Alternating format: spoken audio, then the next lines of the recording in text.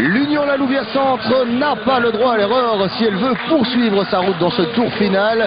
Cet après-midi, un nul suffit aux loups pour se qualifier, mais rien ne sera facile pour autant puisqu'on vous le rappelle, sommet chez Baïki, 2 pions majeurs de l'équipe sont suspendus.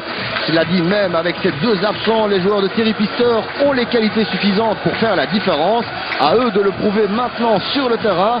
On vous signalera encore que Michel Montero est titularisé en attaque à la place de Sommet, évidemment. Et c'est parti dans cette rencontre avec un premier ballon peut-être pour Farras qui va déjà aller rentrer dans le rectangle. Ce serait vraiment un début parfait. La frappe de Farras, elle est déjà très très belle. Et je me demande si Van Langendonk n'a pas touché ça, si ce sera le premier coup de coin. On joue depuis 10 secondes à peine. Enfin, j'exagère, 15 secondes plutôt. Mais pas mal du tout. Et ça c'est Tchoulek que l'on a bien connu en division 1. Tchoulek qui a complètement manqué sa passe. Ça profite à Bombard. Il y a hors-jeu là, non? Ah, ça va être l'ouverture du score. Oui, ça rentre, non, juste à côté. Quelle occasion là pour Michel Montero. On joue depuis 3 minutes 42 secondes. Michel Montero qui avait une occasion 5 étoiles d'ouvrir la marque. Et Thierry Pister qui est juste devant nous, qui n'est pas content du tout. À Tchoulek. Elle est mauvaise cette passe de Tchoulek, c'est déjà la 2e mauvaise passe de Tchoulek. Delaby, oh le tir de Delaby, il passe juste à côté du poteau, pardon. Et ça va bien finir par rentrer à un moment. En tout cas, on l'espère pour les hommes de Thierry Pister. Napka avec El Kanchaf. Delaby, ah ça c'est bien fait de Delaby, la fin de corps. Allez, il faut adresser un bon ballon. Montero, il faut qu'il tire, non? Et il remet derrière. Et ça, il y avait moyen, là encore, de faire beaucoup mieux à force d'accumuler les possibilités. Les Louviérois, ils vont finir par s'en mordre les doigts s'ils n'en mettent pas une au fond, hein. Et monsieur Lambrex qui met un terme à cette première période. La Louvière a eu les occasions. Bocolt a été tout simplement invisible dans cette première période. Seulement voilà, c'est toujours 0-0. Vous me direz, les Loups sont qualifiés si le score reste comme ça. Mais vraiment, les hommes de Thierry Pister devaient et doivent marquer. Ils en ont plus que l'opportunité. Il ne faut pas leur laisser trop d'espace. Goossens qui est parvenu à servir. Et Delwart qui vient accueillir cette balle. Je pense que c'est Billy Kahn, j'en suis pas certain, qui a mis cette tête. Mais Bocolt en a déjà montré plus en 5 minutes de jeu en deuxième période que sur l'ensemble de la première mi-temps. Alors, Delaby va pouvoir enfin s'avancer. C'est parti, est directement dans le mur. Deuxième essai, ça traîne, Montero, elle la retourne. Ah, c'est passé juste à côté, on l'a pas vu du tout Montero jusqu'ici, et là il a failli ouvrir le score, même si ça passe assez loin à côté. Et ce sera le dernier fait d'armes de Montero dans ce match, puisqu'il est remplacé à l'instant par Henry, sur qui on compte beaucoup pour trouver enfin l'ouverture et la faille. Un rentrée dans le rectangle, Billy Kahn, c'est toujours dangereux, attention au point de pénalty. Cette frappe sur Delwart. On joue depuis 62 minutes. Et je vous le dis, je vous le redis, Bocolt qui s'enhardit petit à petit. Il y a du monde. El Kanchaf. Ah oui, si on le laisse aller, El Kanchaf, mais là, il n'y a pas de faute. Et attention à ce contre, ça peut être très dangereux avec Billy Kahn et Kamignaris obligé d'accélérer. Kamignaris de nouveau, très bonne défense. C'est pas fini, la frappe. Elle passe à côté, c'est signé Karata. 2 tirs en 1 minute à peine pour Bocolt. Il est franchement temps de réagir du côté des Loups. Alors pour l'instant, on multiplie les erreurs d'un côté et de l'autre. Ça profite finalement aux Loups. Non. Nouveau ballon arraché, la faute de Bombard qui prend la rouge. Alors rouge direct pour Bombard. Ça fait quand même 3 exclusions pour les Loups sur cette double confrontation. Ça fait beaucoup. Est-ce que la rouge est justifiée? On le verra sans doute un peu mieux au ralenti. Toujours est-il qu'il reste 23 minutes à jouer. Et Bombard est dehors. Voilà un souci supplémentaire pour Thierry Pister. Coup franc en plein dans l'axe pour la Louvière. Jusqu'ici, ils ont été mal bottés. Alors, est-ce qu'il va faire mieux sur celui-là? Oui, celui-là était nettement mieux donné. Van Langendonk qui est intervenu. Ça va être un penalty, là. Ah non, monsieur Lambrex dit qu'il n'y a absolument rien. Mais il était vraiment très bien donné ce coup franc de Delaby. Et Van Langen donc très attentif aussi, encore 13 minutes à jouer. Dégagement, maintenant ça va procéder uniquement par long ballon. Attention, Tchoulet qui est monté, ça va rentrer. Non, Niquez. Il y a encore quelques secondes, il était en dehors du terrain pour se faire soigner, Niquez.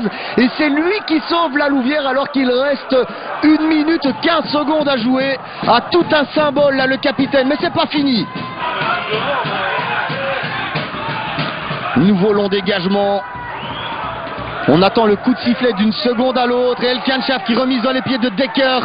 Attention à ce démarrage. Pas de frappe possible, Billy Kahn.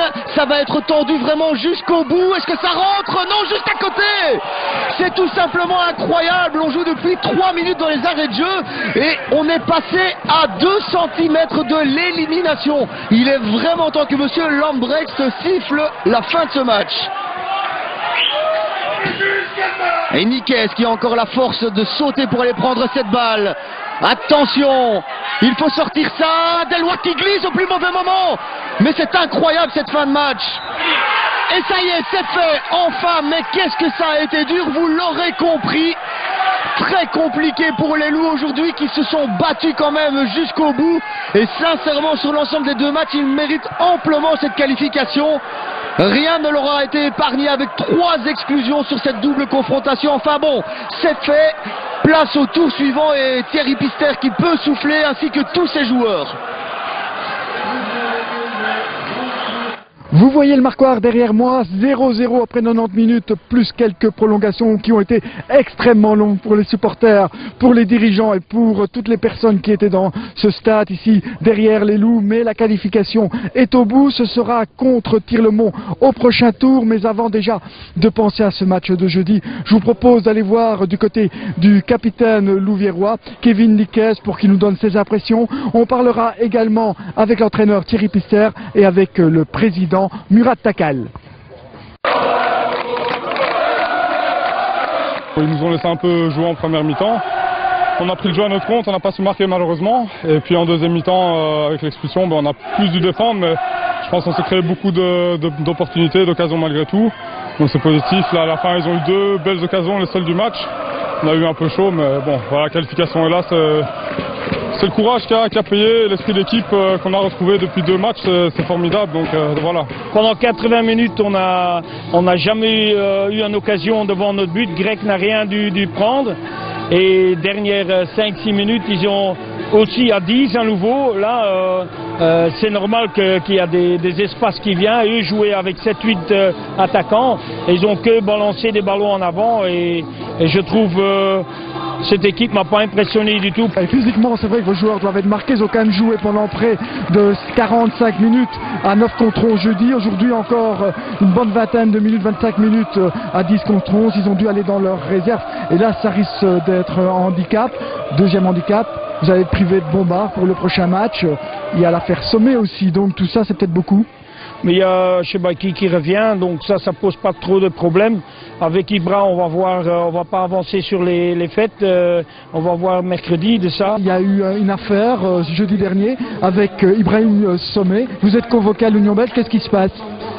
Ben écoutez, apparemment, Ibrahim Sommet, il aurait donné une gifle à l'arbitre. Je pense que toutes les personnes qui étaient présentes au Tivoli, y compris les représentants de l'Union belge, ils n'ont pas vu cette geste.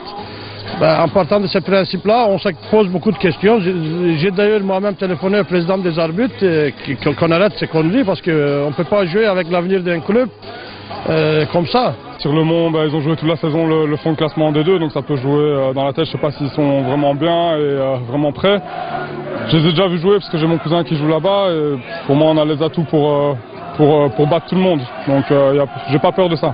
Tirlemont, c'est quand même costaud et puissance. Et c'est pas vraiment notre équipe préférée. Mais bon, on va essayer de récupérer d'abord les joueurs, de mettre les joueurs qui aujourd'hui ont joué, de le mettre bien en récupération. Et on va voir jeudi ce qu'on va faire.